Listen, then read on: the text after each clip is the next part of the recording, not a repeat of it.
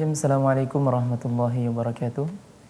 Alhamdulillahirrabbilalamin. Wassalatu wassalamu ala rasulillah wa ala alihi wa sahbihi ajma'in, amma ba'd. Pemirsa Mata TV dimanapun Anda berada, senang sekali saya Nuzul Had kembali menjumpai Anda dalam program Tadabbur Al-Quran di pagi hari ini. Para pemirsa Mata TV dimanapun Anda berada, seperti biasa telah hadir bersama saya narasumber yang tentunya tidak asing lagi untuk kita semua, yaitu Ustaz Harman Tajang LC MHI. Kita sapa dulu beliau. Assalamualaikum Ustaz. Waalaikumsalam warahmatullahi wabarakatuh. Gimana kabarnya Ustaz? Khair, alhamdulillah, hayakallah. Baik, para pemirsa Mata TV, kita akan melanjutkan pembahasan kita di program Tadabbur Al-Quran ini, yaitu di Tadabbur Quran Surah Al-Kahfi ayat 9, 10 dan 11. Bismillahirrahmanirrahim. Alhamdulillah rabbil alamin. Wassalatu wassalamu ala asyrafil anbiya'i wal mursalin nabiyina Muhammadin wa ala alihi wa ashabihi afdhalus salatu wa tammu taslim. Para pemirsa Umat TV rahimakumullah, assalamualaikum warahmatullahi wabarakatuh. Alhamdulillah, kembali kita tak henti-hentinya bersyukur dan memuji Allah Subhanahu wa taala atas segala limpahan nikmat yang dianugerahkan kepada kita sekalian. Dan setelah kita melaksanakan atau menjalani serangkaian ibadah dan kembali kita melanjutkan program rutin kita, yaitu program Tadabbur Al-Quran, maka sepatutnya lah kita senantiasa bersyukur kepada Allah Subhanahu wa taala yang memberikan kepada kita hidayah dan petunjuknya untuk menjalani hari-hari kita tersebut dengan ketaatan kepadanya. Kita tahu bahwasanya setiap waktu yang berlalu dari kita akan dipertanggungjawabkan di hari kiamat. Sebagaimana kata Rasulullah sallallahu alaihi wasallam, "An umrihi fi ma afna", dan umurnya di mana ia habiskan akan dipertanggungjawabkan di hadapan Allah Azza wa Jalla.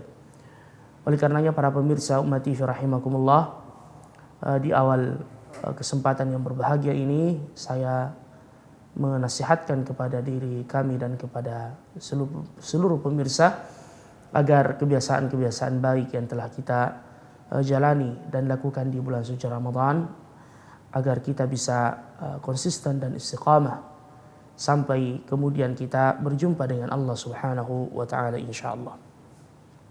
Para pemirsa Umat TV rahimakumullah, kembali kita melanjutkan pembahasan kita, yaitu memetik mutiara dan faidah dari firman-firman Allah Subhanahu wa taala yang terdapat dalam satu surah yang di dalamnya menceritakan tentang bukti dan tanda kebesaran Allah Subhanahu wa taala.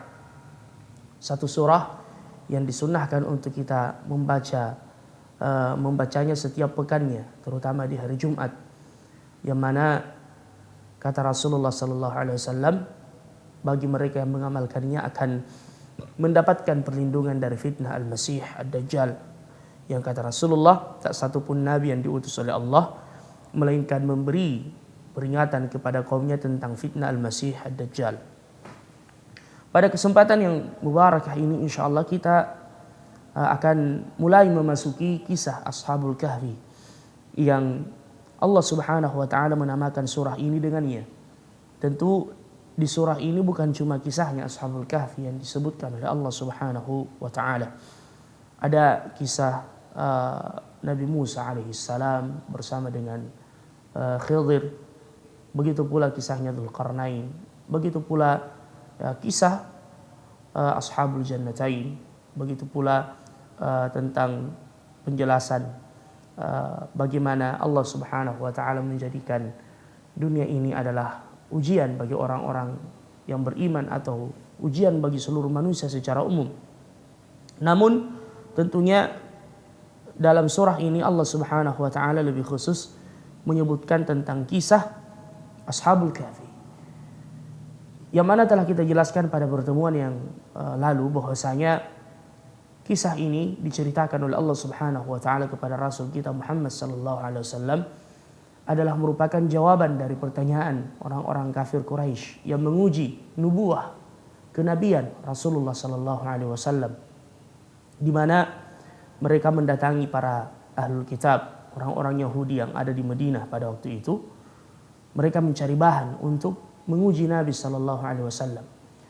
Akhirnya para ahbar atau pendeta Yahudi berkata kepada orang-orang Quraisy utusan tersebut, tanyakan kepada Muhammad 3 hal. Jika ia menjawabnya maka ia adalah Nabi. Namun jika tidak maka ia adalah seorang pendusta. Jadi ahlul kitab ini telah mengetahui jawabannya karena mereka telah membaca dalam kitab mereka. Dan ketiga pertanyaan itu kata mereka saluhum au saluhu, tanyakan kepadanya tentang pemuda yang meninggalkan kampung halamannya dan pergi selama ratusan tahun lamanya. Bagaimana kisahnya? Kemudian tentang ruh atau dan yang ketiga adalah tentang Dzulqarnain, seorang raja yang berkeliling dunia timur dan barat sebagaimana yang juga disebutkan dalam surah ini. Mereka kemudian menanyakan itu kepada Rasulullah sallallahu alaihi wasallam untuk mengetes Rasul kita Muhammad sallallahu alaihi wasallam, dan turunlah ayat ini menjelaskan kepada Rasul kita tentang kisah yang mereka tanyakan, yang tentunya akan semakin menambah keimanan orang-orang yang beriman kepada Allah Subhanahu wa taala. Namun orang-orang yang telah dikunci mati hatinya oleh Allah Azza wa Jalla, maka sedikit pun tidak bermanfaat ayat-ayat yang disampaikan kepada mereka, bahkan mukjizat yang Allah Subhanahu wa taala turunkan kepada nabi-nabinya. Pada ayat yang ke-9 ini para pemirsa rahimakumullah, Allah Subhanahu wa taala berfirman, A'udzu billahi minasyaitonir rajim. Bismillahirrahmanirrahim.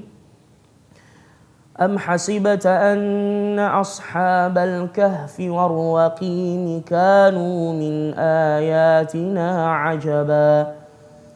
إذ أوى الفتية إلى الكهف فقالوا ربنا آتنا من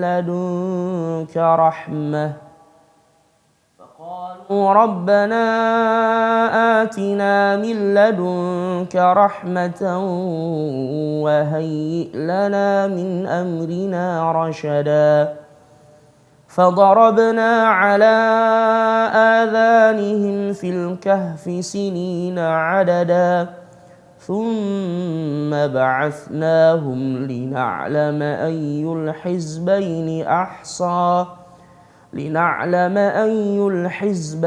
أحصى لما لبثوا أمدا. Terjemahnya, am hasibata, apakah engkau mengira wahai Muhammad, an ashabal kahfi, bahwasanya ashabul kahfi yang mereka tanyakan itu war-raqim dan ar-raqim. Kita akan jelaskan apa makna ar-raqim. Kanu min ayatina ajaba, adalah merupakan tanda-tanda atau ayat-ayat kami yang menakjubkan. Di sini para pemirsa rahimakumullah, Allah Subhanahu wa taala ingin menjelaskan kepada kita ya lewat Rasulnya Muhammad sallallahu alaihi wasallam bahwasanya kisah yang menakjubkan itu ashabul kahfi, yang mana mereka ditidurkan di dalam gua selama 300 tahun lamanya, ya, sebagaimana dalam ayat berikutnya, falabithu fi kahfihim 300 sinina wazdadu 309 tahun lamanya mereka ditidurkan oleh Allah. Ini tentu di luar kebiasaan manusia. Ini adalah sesuatu yang ajaib. Biasanya kalau ada orang yang tidur, ya, lebih dari 2 hari atau 3 hari, mungkin orang sudah mengatakan dia jatuh pingsan misalnya. Tapi para pemuda ashabul kahfi ini ditidurkan oleh Allah Subhanahu wa taala selama 309 tahun. Dan orang-orang Yahud menganggap, dan tentu kita semua menganggap, ini adalah sesuatu yang menakjubkan, di luar dari kebiasaan manusia. Tapi Allah Subhanahu wa taala kemudian mengatakan, apakah engkau mengira itu adalah sesuatu yang menakjubkan? Di sini Allah ingin mengatakan, ketahuilah sesungguhnya itu adalah hal yang biasa bagi kami. Makanya dalam surah yang sama Allah mengatakan, wa kana Allahu ala kulli syai'in muqtadira. Allah Subhanahu wa taala Maha Kuasa atas segala sesuatunya. Innama amruhu idza arada syai'an ay yaqula lahu kun fayakun. Karena sesungguhnya ketika Allah Subhanahu wa taala menginginkan sesuatu, maka Allah cukup mengatakan kun, jadilah, maka ia akan terjadi.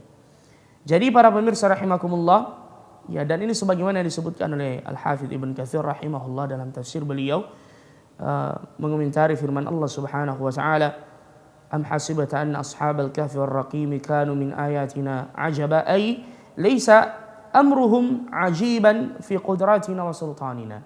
Sesungguhnya apa yang terjadi pada mereka itu bukanlah sesuatu yang menakjubkan, fi qudratina wa sultanina, yang menurut kami dan kekuasaan kami. Fa inna khalqas samawati wal ardi wa ikhtilafil laili wan nahari wa taskhiras syamsi wal qamari wal kawakib wa ghaira dhalika minal ayatil azimah ad-dalla ala qudratillahi ta'ala wa innahu ala ma yasha'u qadirun wa la yu'jizuhu syai'. A'jab min akhbari ashabil kahfi. Karena sesungguhnya penciptaan langit dan bumi, kemudian perputaran siang dan malam, kemudian matahari dan bulan serta bintang-bintang dan seluruhnya, dan selain itu yang merupakan tanda-tanda kebesaran Allah, adalah sesuatu yang lebih menakjubkan dari kisah Ashabul Kahfi. Sebagaimana perkataan Ibnu Juraij dari Mujahid rahimahullah ketika beliau menafsirkan firman Allah, am hasibata anna ashabal kahfi war raqim kanu min ayatina ajaba, yaqul, beliau mengatakan, qad kana min ayatina ma huwa a'jabu min dzalik. Sesungguhnya ada tanda-tanda kebesaran kami yang lebih menakjubkan dari itu. Yang lebih menakjubkan dari itu.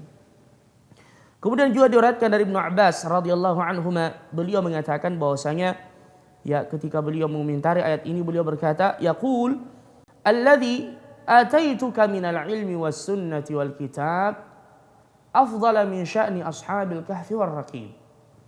Ya, seakan Allah Subhanahu wa taala berkata kepada nabinya, wahai Muhammad, apa yang aku turunkan kepadamu dari ilmu, ya dari sunnah dan dari Alkitab, yaitu Al-Qur'an yang penuh dengan mu'jizah, afdal, itu lebih afdal min sya'ni ashabil kahf war raqim.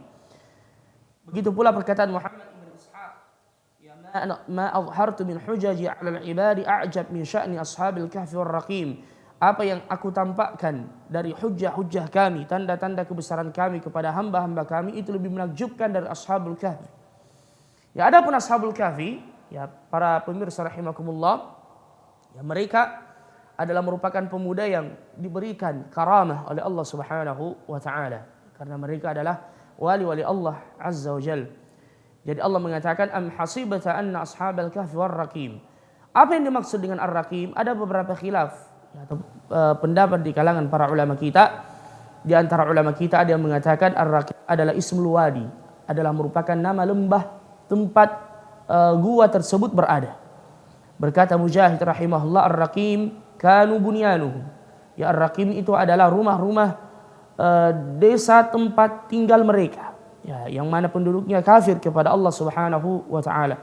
Dan sebahagian ya ada yang mengatakan bahwasanya ar-raqim adalah tulisan yang merupakan prasasti yang dituliskan di mulut gua tersebut yang menceritakan kisah mereka. Ala kullin para pemirsa rahimakumullah, walaupun sebagian ulama kita seperti Syekh Muhammad Al-Amin Asy-Syanqiti rahimahullahu tabaraka taala ya tidaklah kemudian merajihkan salah satu di antara pendapat tersebut karena ya kebanyakannya kata beliau ini adalah merupakan Israiliyat.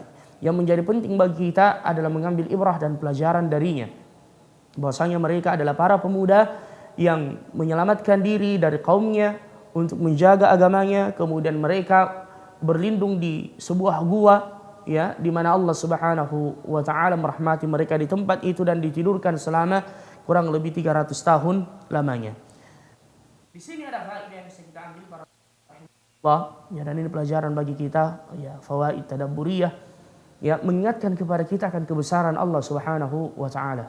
Terkadang dalam kehidupan kita diperhadapkan pada sebuah masalah yang sulit, yang mungkin kita melihat ya dunia telah kiamat. Kita melihat bahwasanya tidak ada lagi harapan bagi kita. Tetapi barang siapa yang mengingat akan kebesaran dan kekuasaan Allah Subhanahu wa taala, alladzi la yu'jizuhu syai', yang tidak ada yang mampu untuk mengalahkannya, yang kekuasaannya di atas segala-galanya, maka itu akan meringankan ya masalah itu baginya.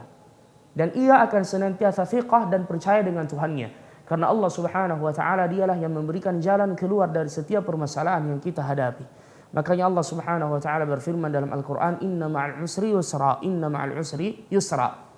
Sesungguhnya di balik kesulitan itu ada kemudahan yang disiapkan oleh Allah. Kemudian faidah yang lain yang bisa kita ambil dari ayat ini secara khusus, para pemirsa rahimakumullah, terkadang kekuasaan yang Allah Subhanahu wa taala berikan kepada kita, kekuatan yang Allah Subhanahu wa taala berikan kepada kita menjadikan seseorang itu berbuat zalim kepada hamba-hamba Allah Subhanahu wa taala yang lainnya. Maka ketika hal ini yang mendatangi kita, maka ingatlah akan kekuasaan Allah Subhanahu wa taala. Oleh karenanya salah seorang salaf mengatakan, "Idza da'atka qudratuka ila an tadhlima an-nas fatadhakkar qudratallahi 'alaik." Jika kekuasaanmu mengajak engkau untuk menzalimi orang lain, maka ingatlah kekuasaan Allah Subhanahu wa taala kepadamu. Kemudian ayat berikutnya para pemirsa, Allah berfirman, "Idz awal fityatu ilal kahf." Ya, ketika sebahagian pemuda al-fityah itu melarikan diri ke sebuah gua. Al-kahf dalam bahasa Arab juga disebut dengan al-ghar. Tapi di sini ada perbedaan di kalangan para ulama yang disebutkan bahwasanya al-kahf itu dia agak luas, ya, lebih luas. Adapun al-ghar dia adalah gua tetapi agak sempit.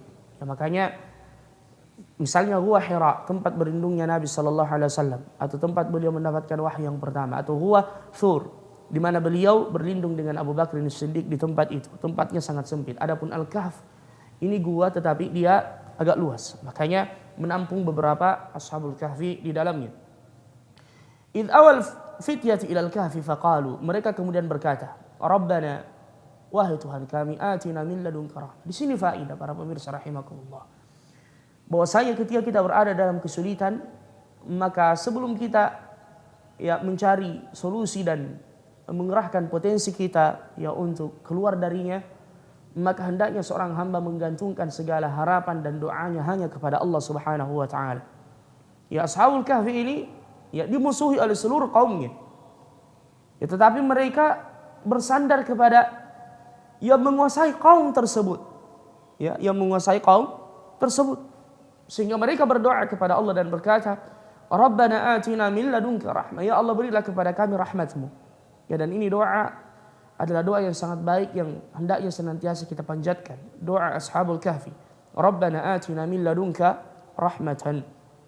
Ya Allah, berilah kepada kami dari sisi-Mu rahmat. Rahmat Allah Subhanahu wa taala yang kita harapkan para pemirsa. Ya, andaikan bukan rahmat Allah Subhanahu wa taala, maka kita tidak mendapatkan hidayah dan petunjuk darinya. Makanya Allah mengatakan, "Walaula fadlullahi 'alaikum wa rahmatuhu." Andaikan bukan keutamaan dan rahmat dari Allah, ma zaka minkum min ahadin abada. Tidak ada di antara kalian yang disucikan oleh Allah Subhanahu wa taala. Rahmat inilah yang kita harapkan. Setiap zikir pagi dan petang kita membaca, "Ya Hayyu ya Qayyum, bi rahmatika astaghits." Ya, dengan rahmat-Mu kami meminta pertolongan. Karena rahmat Allah Subhanahu wa taala, karena rahmat Allah Subhanahu wa taala kita melakukan amalan-amalan saleh untuk mendapatkan rahmat-Nya. Jadi amalan saleh adalah pengantar untuk mendapatkan rahmat Allah. Karena sebagian orang ada yang rancu memahami hadis Nabi sallallahu alaihi wasallam ketika Rasulullah mengatakan kepada para sahabatnya, "Tak satu pun di antara kalian yang masuk ke dalam surga dengan amalannya." Sahabat bertanya, "Hatta anta ya Rasulullah?" Sampai Anda ya Rasulullah? Beliau mengatakan, "Hatta ana illa an yataghammadani Allah azza wa jalla bi rahmati." Kecuali saya dimatikan oleh Allah dengan rahmatnya.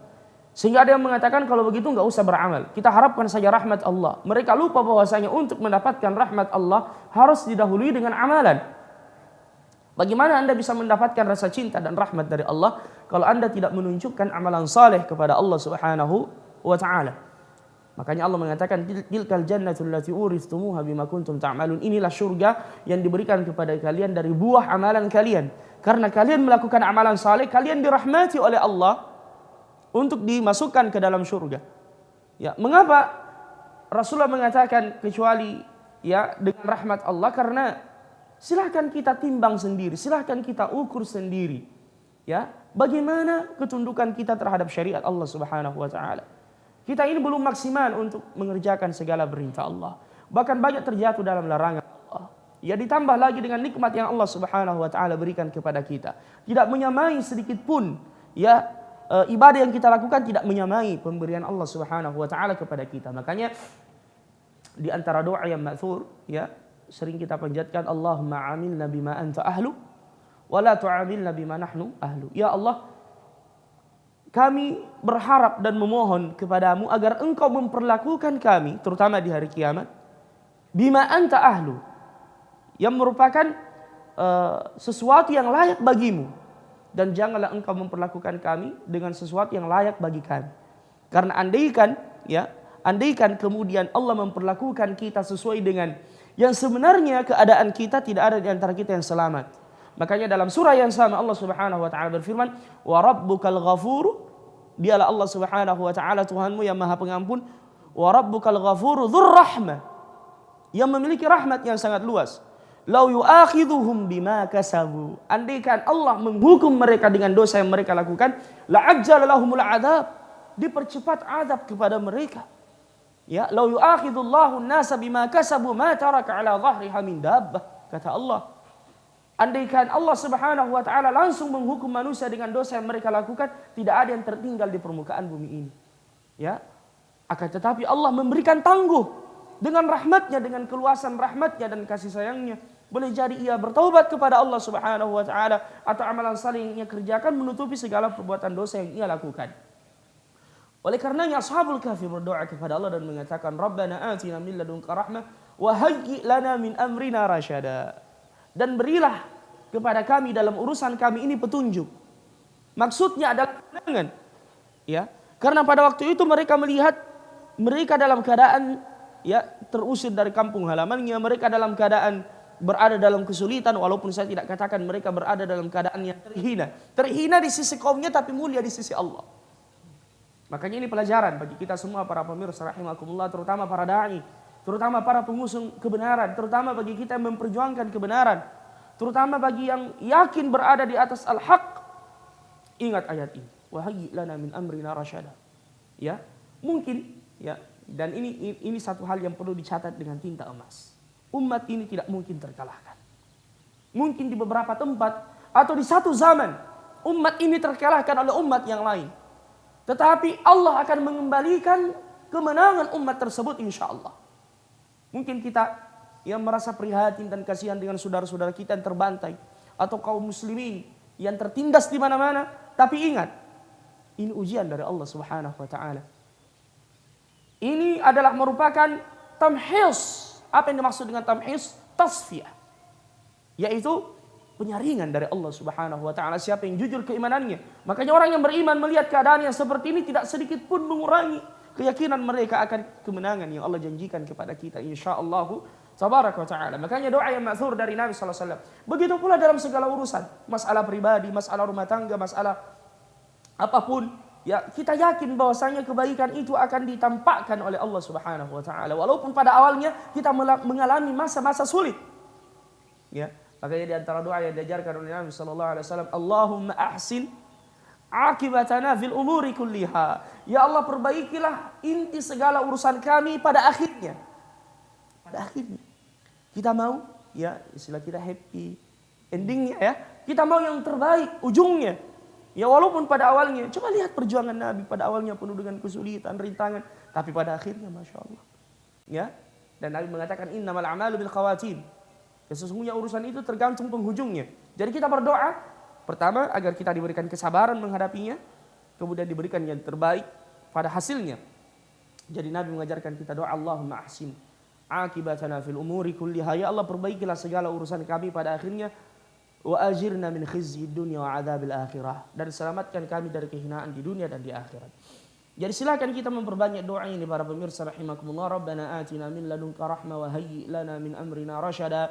Kemudian kata Allah, Rabbana ala adhanihim, mereka ditidurkan oleh Allah Subhanahu wa taala. Coba lihat Allah mengatakan kami fadarabna. Fadarabna artinya alqaina, ya kami menutup, ya. Di sini Allah menggunakan kata ad-darb menunjukkan sesuatu yang keras. Ya. Seperti orang yang melakukan safar juga disebut dengan ad-darb. In antum darabtum fil ardi fasabatkum musibatul maut. Ketika kalian berjalan di permukaan bumi, darabtum 'alal ard. Karena kalau kita berjalan kita menghentakkan kaki di bumi. Jadi fadarabna 'ala adhanihim. Kami menutupi telinga-telinga mereka. Mereka ditidurkan oleh Allah. Ya saya tanya kepada akh Nuzul. Ya kalau antum letih, capek misalnya. Ya kemudian hendak tidur. Ya. Antum mencari tempat yang seperti apa? Yang hening, yang tidak bising, ya supaya kita bisa beristirahat dengan baik. Ya mungkin kita bisa tidur ketika lampu menyala, walaupun sebagian orang kurang nyenyak tidurnya kalau, ya tapi ya kita bisa tertidur. Tapi kalau misalnya suara bising lalu lalang, anak-anak berteriak misalnya di rumah main-main, ya terkadang kita mengambil bantal kemudian menutup telinga kita. Makanya Allah Subhanahu wa taala menutup telinga mereka secara sempurna supaya mereka tidak mendengar apa-apa, supaya mereka tidur dengan nyenyak. Fadarabna ala adhanihim fil kahfi sinina adada, bertahun-tahun lamanya. Allahu akbar. Allah Subhanahu wa taala Maha Kuasa. Dan di sini ya para pemirsa rahimakumullah, terkadang Allah Subhanahu wa taala merubah kondisi dan keadaan seseorang ya dengan rahmatnya tanpa seseorang itu memberat-beratkan dirinya dengan apa yang harus ia lakukan. Di sini Allah cuma menidurkan mereka. Dan ini juga adalah merupakan buah dari penderitaan dan kesulitan yang telah mereka alami sebelumnya.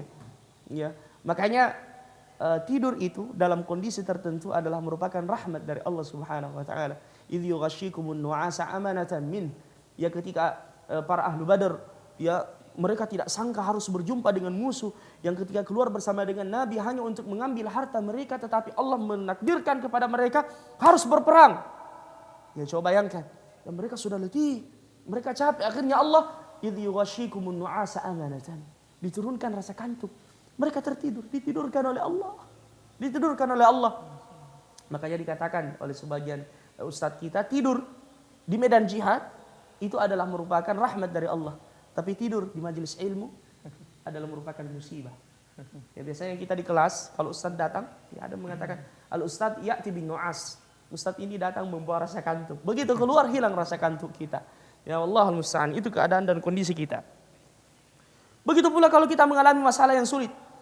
Ya, terkadang pikiran kita sudah mumet ya, sudah kalut, tapi kita tertidur, begitu terbangun, segar kembali, Masya Allah.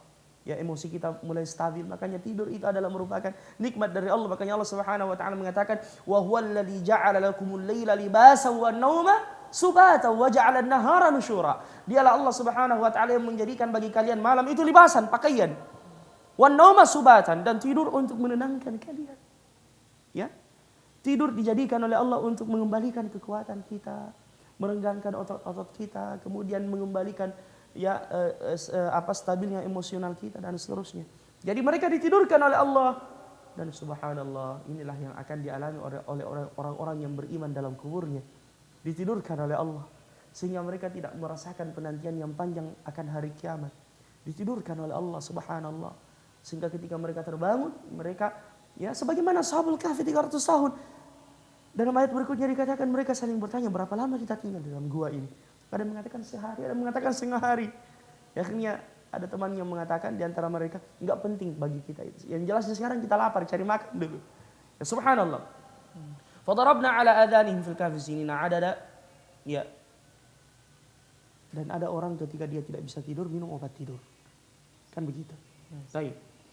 Dan ini menunjukkan nikmat yang sangat besar yang Allah Subhanahu wa taala berikan kepada kita. Tsumma ba'atsnahum, kemudian kami membangunkan mereka lina'lama ayyul hizbaini ahsa lima labithu amada. Kemudian setelahnya Allah Subhanahu wa taala menjelaskan kisah Ashabul Kahfi secara rinci. Para pemirsa rahimakumullah, dan ini adalah merupakan pelajaran yang sangat penting ya bagi kita dalam ayat-ayat yang kita bahas ini, dan semoga bisa kita lanjutkan kisah Ashabul Kahfi pada ayat-ayat berikutnya pada pertemuan yang akan datang insyaallah. Demikian barakallahu fiikum. Baik, pemirsa TV dimanapun Anda berada, Masya Allah, menarik sekali pembahasan kita pada pagi hari ini, Tadabbur Quran Surah Al-Kahfi ayat 9, 10, dan 11. Jangan kemana-mana karena kami akan kembali untuk Anda. Syukran ya Terima kasih masih bersama kami dalam program Tadabbur Al-Quran bersama narasumber kita Ustadz Harman Tajang LCMHI yang mengangkat tema Tadabbur Quran Surah Al-Kahfi ayat 9, 10, dan 11. Baik ini Ustadz, kita masuk di pertanyaan dari Denny dari Lampung. Terima kasih telah bergabung bersama kami pada pagi hari ini. Pertanyaan Ustadz, bagaimana cara agar kita untuk mudah menghafalkan terjemahan dari Al-Quran Ustadz? Jadi bukan menghafal Quran. Menghafal Quran. Jadi yang Quran yang sudah dihafal kemudian mau dihafalkan terjemahannya juga. Belajar bahasa Arab. Ya. Bismillah, alhamdulillah, salatu wassalamu ala rasulillah wa ba'd. Akhil karim, barakallahu fiikum. Pertama setelah antum mengkhatamkan hafalan Al-Quran, saya sampaikan ucapan selamat. Ya, dan semoga antum bisa menjaga dengan baik. Begitu pula para pemirsa yang lain, semoga kita bisa terus konsisten untuk menghafalkan Al-Quran dan memurajaah hafalan Al-Quran kita, karena ia adalah merupakan kemuliaan yang Allah Subhanahu wa Ta'ala berikan kepada kita. Sesuai dengan kemampuan kita, Rasulullah menyebutkan dalam hadis al-qalbul ladzi al-'abdul ladzi laysa fi qalbihi syai'un min al-Qur'an kal baitil kharib. Seorang hamba yang di dalam hatinya tidak ada Al-Quran sedikit pun, maka ia seperti rumah yang rusak. Namun jika ia telah menghafalkan Al-Quran dan setelah itu berusaha untuk memahami maknanya, maka ini juga adalah merupakan taufik dan petunjuk dari Allah. Ya, karena kita dengan sekedar menghafal Al-Quran sudah dimuliakan oleh Allah, ya kita sudah mendapatkan pahala. Tapi tentunya kalau kita meningkatkan kualitas lebih dari itu, berusaha untuk memahaminya, mentadabburinya, dan setelah itu mengamalkannya, tentu ini adalah nurun ala nur, cahaya di atas cahaya. Oleh karenanya saya wasiatkan kepada diri saya dan kepada antum akhi untuk konsisten belajar bahasa Arab, ilmu ala, ya ilmu ala, ya untuk memahami Al-Quran. Ya, karena ilmu itu ada dua, ada al-ghayah yang merupakan tujuan, ada alah, sarana, ya untuk mencapai tujuan itu. Tentu Al-Quran tujuan utamanya diturunkan oleh Allah untuk ditadabburi. Kitabun anzalnahu ilaika mubarakun liyadabbaru ayati. Ini tujuan utama, ya, yang mendorong kita untuk mengamalkan tentunya. Ya, bagaimana kita bisa mentadabburi? Ya, yaitu dengan memahaminya. Makanya dibutuhkan yang disebut dengan sarana, al-alah tersebut. Ya, oleh karenanya jangan kita menganggap remeh ya, ilmu al-alah itu, seperti mempelajari bahasa Arab dengan kawaidnya dan seterusnya.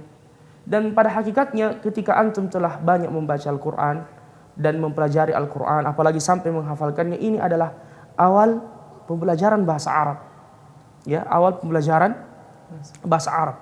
Tinggal kemudian dimantapkan insya Allah dengan mengikuti kegiatan secara rutin atau fokus lewat kursus misalnya, atau belajar dari salah seorang ustadz, ya, maka insya Allah Ta'ala dengan demikian kita bisa memahami makna dari Al-Quran yang kita baca tersebut, dan akan menambah apa? Kelezatan di dalam membaca Al-Quran.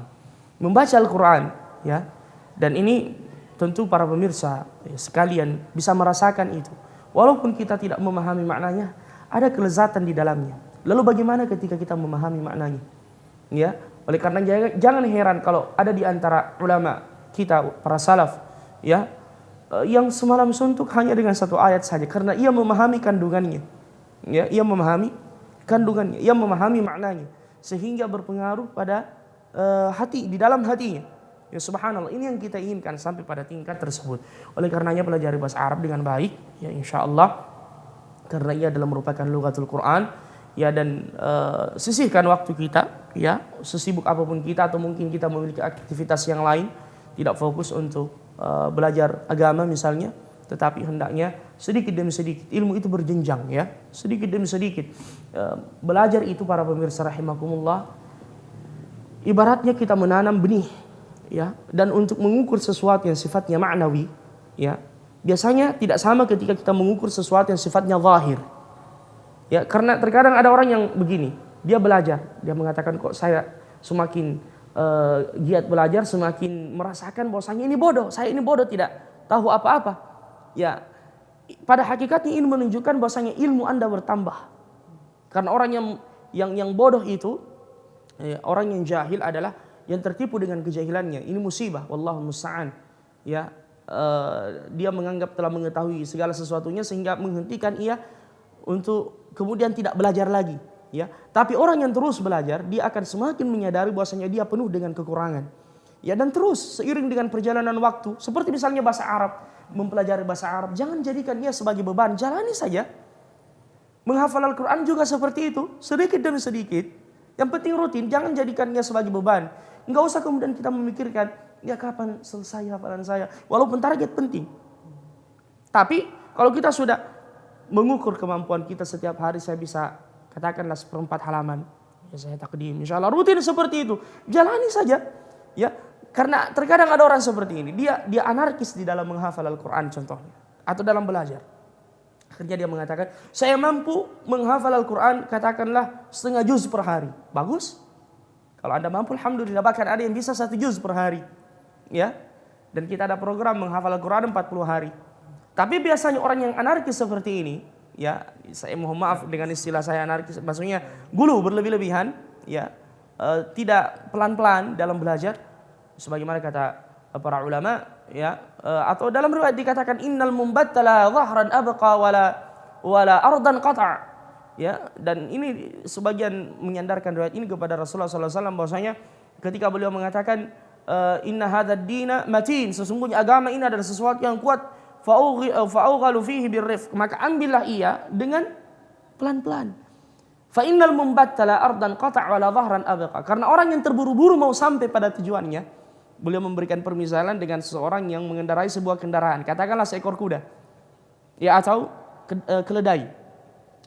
Saking semangatnya ingin cepat sampai pada tujuannya, ia memukul kendaraannya dengan pukulan yang sangat keras, dan pukulan itu tepat mengenai sasaran yang mematikan. Akhirnya kendaraannya mati. Makanya dikatakan la dhahran abqa, tidak ada lagi kendaraan yang bisa ia tunggangi, wala ardan qata', dan dia juga tidak mampu melanjutkan perjalanannya. Jadi pelan-pelan saja, ya insyaallah kita akan sampai. Selama kita berjalan mansara wasal, barang siapa yang berjalan dia akan sampai pada tujuannya insyaallah. Ya, karena sebagaimana saya katakan tadi, seperti kita menanam benih. Kalau kita menanam benih kemudian kita menunggunya, kapan tumbuhnya? Tapi kalau ditanam, ditinggalkan sehari 2 hari, setelah berapa hari berikutnya, masya Allah, ya, saya mengambil pelajaran, ya, dan ini mungkin juga dirasakan oleh para asatidzah. Apa yang kita dengarkan dulu dari para masyayikh ketika kita belajar, biasanya sekedar kita baca saja, dihafalkan lewat begitu saja. Dan subhanallah, sekarang ini setelah kita mulai berdakwah dan seterusnya, ketika ada pertanyaan yang diajukan kepada kita, barulah kemudian teringat kembali apa yang disampaikan oleh para masyayikh kepada kita. Sudah pernah lewat. Jadi seperti itu akhir karim, barakallahu fikum, wallahu a'lam. Baik, itu tadi pertanyaan dari Denny dari Lampung. Kemudian berkaitan dengan kegiatan yang sibuk, Ustaz. Kaitannya dengan tema kita pada pagi hari ini, itu surah Al-Kahfi. Pertanyaan dari Ilham di Maros, apakah tidak mengapa hanya membaca 10 ayat pertama atau 10 ayat yang terakhir dari surah Al-Kahfi ketika kita dalam keadaan yang sibuk? Kita telah jelaskan pada pertemuan yang lalu itu dibolehkan, dan ada riwayat dari Rasulullah SAW yang mengatakan seperti itu insyaallah. Wallahu a'lam. Baik, kemudian Ustaz, pertanyaan dari Pak Rashid dari Jakarta Pusat. Terima kasih telah bergabung bersama kami. Baik. Assalamualaikum Ustaz. Waalaikumsalam warahmatullahi. Terkait dengan bisa tidur karena rahmat Allah, apakah yang dimaksud ini tidur malam? Masalahnya kalau tidur siang sulit untuk tidur, Ustaz. Baik. Dan tidur siang juga sunnah, Pak. Ya, perlu, bahkan salah satu di antara yang bisa membantu kita untuk bisa qiyamul lail yaitu al-qailulah. Makanya Nabi memerintahkan kita untuk qailulah. Qailulah artinya tidur siang. Ya, bahkan beliau mengatakan tidur sianglah karena sesungguhnya syaitan itu tidak tidur siang. Ya. Tidur siang tidak mesti harus lama-lama. Walaupun sejenak 10 menit itu sudah dikatakan qailulah untuk kemudian mengembalikan kekuatan kita. Bisa sebelum zuhur, bisa setelah zuhur. Ya, karena ada khilaf di kalangan para ulama qailulah itu yang afdal, apakah sebelum zuhur atau setelah zuhur. Ya, dan ada sebagian ikhwah, ini seloroh yang enggak benar. Dia mengatakan jadi katanya untuk keluar dari perselisihan di kalangan para ulama maka ambil dua-duanya, sebelum dan setelahnya. Ini enggak benar. Maksudnya kalau bukan sebelumnya ya setelahnya. Ya, dan walaupun ini adalah anjuran, bukan sesuatu yang diperintahkan, karena terkadang di waktu siang juga mungkin ada seseorang yang ada penyakit tertentu atau ada kesibukan tertentu di mana ia tidak bisa tidur, maka tidak mengapa insyaallah, tetapi hendaknya masing-masing mengetahui kondisi dan keadaan dirinya sendiri. Wallahu a'lam.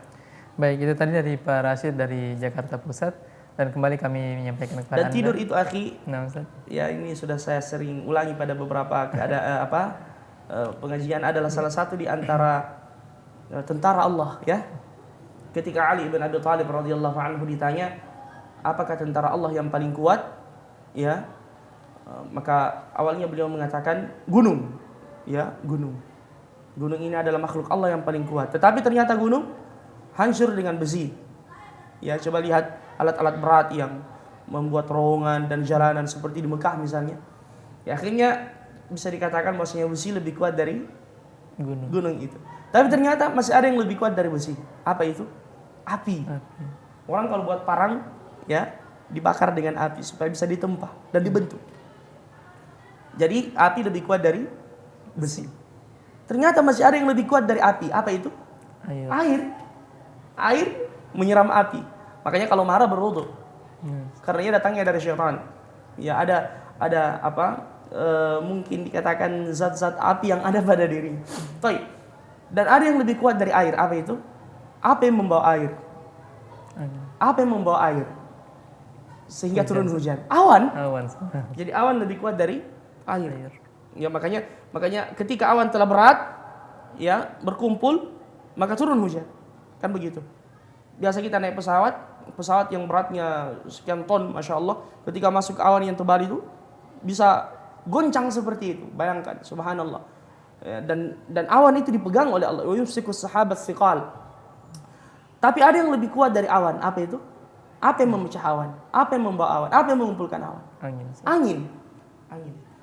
Dan ada yang lebih kuat dari angin. Ya.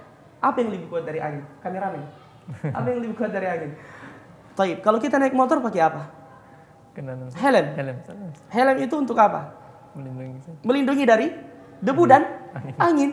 Pakai jaket juga melindungi dari angin. Ketika ada debu, kita menutup hidung kita dengan tangan kita untuk melindungi kita dari angin. Berarti manusia lebih kuat dari angin. Baik, ada yang lebih kuat dari manusia, kata Ali bin Abi Thalib. Apa itu? Tidur. Terkadang ada orang sambil berkendaraan tidur, terjadi kecelakaan. Dia tidak bisa mengalahkan rasa kantuknya. Makanya polisi mengatakan kalau ngantuk, tidur, berhenti. Ada orang sementara duduk, tertidur, mendengarkan khutbah, dan ini biasa menipu para khatib. Kita bersemangat ceramah khutbah, kirain dia faham, ngangguk-ngangguk, ternyata dia dikalahkan oleh rasa tidurnya. Seperti Ashabul Kahfi. Ya subhanallah, jadi tidur adalah tentara Allah subhanahu wa ta'ala. Dan ada yang lebih kuat dari tidur. Apa itu? Galau. Orang yang galau gak bisa tidur, para syekh. Jadi orang yang galau biasanya sulit tidur, banyak pikiran. Ya makanya galau juga adalah tentara Allah. Allah terkadang ingin menguji hambanya dengan rasa galau yang ada di dalam hatinya. Dia sudah ngantuk tetapi tidak bisa tidur, galau. Ya, dia memikirkan ini, memikirkan itu. Makanya kita diajarkan juga bagaimana mengatasi dan menghadapi kegalauan itu dengan doa dari Rasulullah, kemudian sikap sebagai seorang muslim. Dengannya insya Allah kita bisa tidur dengan nyenyak. Wallahu a'lam. Baik, itu tadi pertanyaan dari semoga bermanfaat ya. Baik. Kemudian selanjutnya pertanyaan dari Hasan di Pinrang, Ustaz. Bagaimana solusi dengan perusahaan yang ambil dan sudah habiskan, sekarang sudah bangkrut, Ustaz? Ini salah satu kegalauan, Ustaz. Perusahaan yang akhi, saya nasihatkan antum dengan ayat yang terdapat dalam surah Al-Lail. Amalkan ini, Allah akan memberikan ganti yang lebih baik dan solusi dari masalah yang antum hadapi. Fa amma man a'ta wattaqa wa saddaqa bil husna fasanuyassiruhu lil yusra. Ini kuncinya. Yakin, baca surah Al-Lail kembali dengan penuh keyakinan dan amalkan. Allah akan memberikan solusi dan jalan keluar. 3 syarat, ya, penuhi, Allah akan memenuhi janjinya. Dan Allah tidak akan pernah mengkhianati janjinya. Wa man asdaqu minallahi qila. Apa itu? Fa amma man a'ta. Barang siapa yang rajin memberi, bersedekah, rajin memberi, ya, berkorban harta kita, waktu kita, jiwa kita bahkan. Fa amma man a'ta wattaqa, dan bertakwa kepada Allah.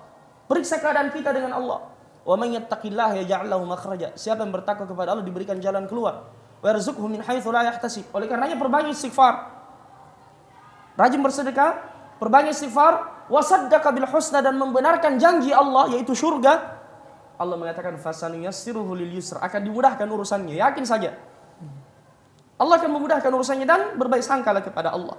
Ini adalah ujian dari Allah untuk mengangkat derajat kita. Dan boleh jadi ada orang yang dibangkrutkan untuk kemudian diberikan keuntungan yang berlipat ganda. Coba lihat Nabi Ayyub alaihissalam. Ketika diberikan penyakit oleh Allah, sebelumnya beliau diberi kelapangan, harta yang melimpah, kemudian keturunan yang banyak, ditarik satu persatu, meninggal satu persatu. Hartanya habis sedikit demi sedikit. Ya. Namun setelah ia berdoa kepada Allah, kemudian dia disembuhkan oleh Allah. Allah mengatakan, ya, fastajabna lahu fakashafna ma bihi min dhur wa atainahu ahlahu wa mithlahum ma'ahum rahmatan min indina wa dzikra lil 'abidin. Kami mengabulkan doanya Ayub, kami menyembuhkan dari penyakitnya, kami kembalikan hartanya, kami kembalikan keturunannya dan keluarganya, dan dilipat gandakan oleh Allah. Wa mithlahum ma'ahum. Jadi terkadang Allah mengambil sesuatu dari kita untuk diberikan ganti yang berlipat ganda. Oleh karenanya, ya sahibal hammi innal hamma munfariju abshir bi khairin fa innal farijallahu. Wahai orang yang galau, wahai orang yang berada dalam kesulitan, ya, Innal hamma munfariju. Sesungguhnya kesulitan itu akan berakhir. Sebagaimana ketika malam semakin kelam, pertanda fajar akan segera menyingsing. Insyaallah. Absyir bi khair. Ya, absyir. Berbahagialah. Fa innal farijallah. Dialah Allah yang akan menghilangkan kesulitan itu dan mengeluarkan kita darinya. Makanya kata para ulama, afdhalul ibadat intizarul faraj. Di antara ibadah yang paling afdal adalah menunggu solusi dari Allah Subhanahu wa taala. Wallahu a'lam. Baik, itu tadi pertanyaan dari Hasan di Pinrang, Sulawesi Selatan dan menjadi pertanyaan terakhir kita di segmen kita pada pagi hari ini. Baik. Mungkin ada kalimat atau closing statement dari tema kita pada pagi hari ini. Baik, bismillah, alhamdulillah, wassalatu wassalamu ala rasulillah, nabiyina Muhammadin wa ala alihi wa sahabatihi wa man wala wa ba'da. Pesan yang sering saya sampaikan buat diri saya dan kepada kita sekalian adalah mari kita semakin menggiatkan diri dengan menuntut ilmu syar'i. Terutama kita berada di zaman sekarang ini yang penuh dengan fitnah. Dan kita bisa keluar dari fitnah dengan ilmu syar'i yang berlandaskan Al-Quran dan Sunnah Nabi SAW, karena semua yang terjadi telah disebutkan di dalam Al-Quran. Begitu pula Rasul kita Muhammad SAW, dan senantiasa kita rujuk dan kembali kepada para ulama kita dan fiqh dengan mereka. Dan ini saya berikan peringatan kepada orang-orang yang terkadang mencela para ulama. Saya mengambil contoh terlepas daripada kebenaran pro dan kontra dan seterusnya, seperti hukum BPJS yang difatwakan oleh Majelis Ulama Indonesia, ada yang mengatakan bahwasanya itu adalah haram. Terlepas daripada pembahasan yang masih berlanjut, hati-hati jangan sampai ada di antara kita yang kemudian mencela para ulama karena dia mengeluarkan fatwa yang tidak sesuai dengan hawa nafsu kita. Waliyadzubillah. Kalau para ulama sudah dijatuhkan kehormatannya seperti itu, kepada siapa lagi kemudian kita menuntut ilmu, kepada siapa lagi kita bertanya? Ketika orang-orang yang menjadi pewaris para nabi kemudian dihancurkan kehormatannya seperti itu, tidak ada kebaikan pada sebuah umat yang jauh dari para ulama. Ulama ar-rabbaniyun tentunya. Tidak ada kebaikan pada umat yang jauh dari para ulama. Mereka adalah orang-orang yang paling mengenal Allah Subhanahu wa taala, yang memberikan kita solusi, yang memiliki pandangan yang jauh. Mereka adalah orang-orang yang dipilih oleh Allah Subhanahu wa taala. Oleh karena Al-Hafidz Ibn Asakir pernah mengatakan, "I'lamu anna luhumal ulama'i masmuma wa 'adatullahi fi haqqi astari muntakisihim ma'luma, faman ramawhum bis-salbi ramawhum bimautil qalbi qabla al-mautil jasadi aw kama qala." Beliau mengatakan, ketahuilah sesungguhnya dagingnya para ulama itu beracun. Hati-hati jangan memakan dagingnya para ulama. Kalau saja menggibahi kaum muslimin secara umum, orang yang awam haram, apalagi para ulama, dagingnya beracun, hati-hati. Wa inna 'adatallahi fi haqqi astari muntakisihi ma'luma. Dan sunnah Allah, kebiasaan Allah pada orang-orang yang mencemarkan dan mencela para ulama itu ma'lumah. Barang siapa yang mencela para ulama, maka ia akan diberikan kematian hati sebelum kematian jasadnya, waliyadzubillah. Wallahu a'lam. Baik, itulah tadi statement dan closing statement dari narasumber kita berkenaan dengan tema kita pada pagi hari ini. Dan kepada pemirsa Mata TV yang telah bergabung bersama kami ucapkan banyak terima kasih. Dan akhir kata seluruh kru dan kerabat kerja yang bertugas pada pagi hari ini, saya Nuzul Haq undur diri dari hadapan Anda. Terima kasih atas segala perhatian Anda. Subhanakallahumma bihamdik, asyhadu an la ilaha illa anta astaghfiruka wa atubu ilaik. Assalamualaikum warahmatullahi wabarakatuh. Waalaikumsalam warahmatullahi wabarakatuh. Jazakallahu khairan.